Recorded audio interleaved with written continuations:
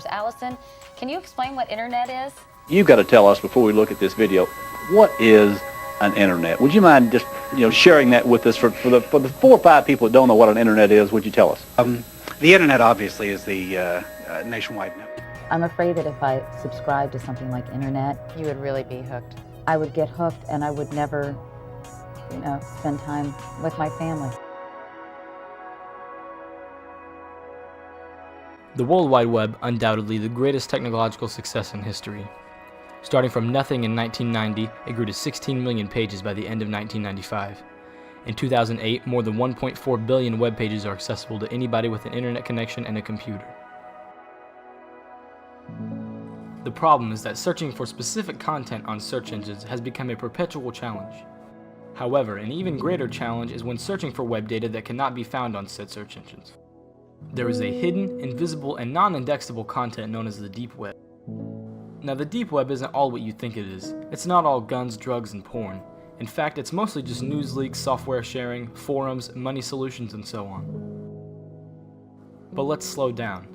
We will start off with what the surface web is. The surface web is everything above the deep web that contains everything readily available to the public and searchable with standard search engines.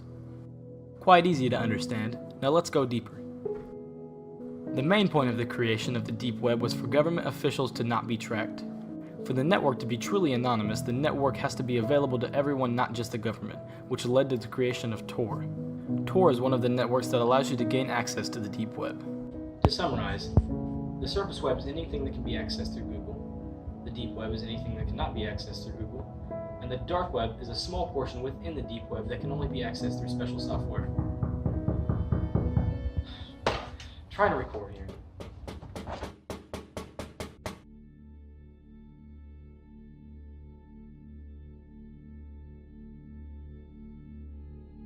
And we're going to travel to another part of the cyberspace, as it's known, the dark web.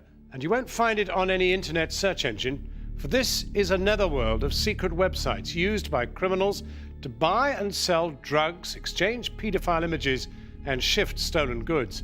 It exists beneath so many layers of security that its users are nigh impossible to trace. The dark web is the most powerful part of the internet. Whatever you have heard about it may be a misconception, however. Many believe this side of the web is for evil doing, and while that's not far from it, there is good. First off, to make any purchases on the dark web, you'll need to acquire a cryptocurrency called Bitcoin. To get Bitcoin, you either need to buy it with your own money or use computer software to farm it and gain X amount over a period of time. You need to use this currency because it can't be tracked, and currently one Bitcoin is worth 11K, but just 10 days ago it dropped to 6K. Now with this money, you can purchase almost anything, with the main item of purchase being illicit drugs. With the power to buy so many illicit drugs, the dark web has just now come to light with the closing of the website Silk Road in 2014, which was considered to be the eBay of drugs. Not too long after it was shut down, Silk Road 2.0 was opened. It was then shut down. Silk Road 3.0 opened, then it was shut down, and so on. And this is the main problem with the dark web. You have these black markets that can be used to buy virtually whatever you wanted, and when one was closed, another opened. The most difficult part about the dark web is clicking on the wrong link. Doing so could be used to upload malware into the user's computer, which essentially means that someone without your knowledge could steal any passwords you type into a website. But remember, the dark web isn't all bad. There are about 5 FBI agents per website, and there are only about 7,000 websites. With the amount of law enforcement on this underground community, it makes it easier to scam criminals of their money. And yes, child porn is accessible on the normal web. Last year, the Internet Watch Foundation, a charity that gathers child sexual abuse websites and works with law enforcement to have content removed, found 31,266 URLs that contain child porn images. Of those URLs, only 51 of them, or 0.2%, were hosted on the dark web.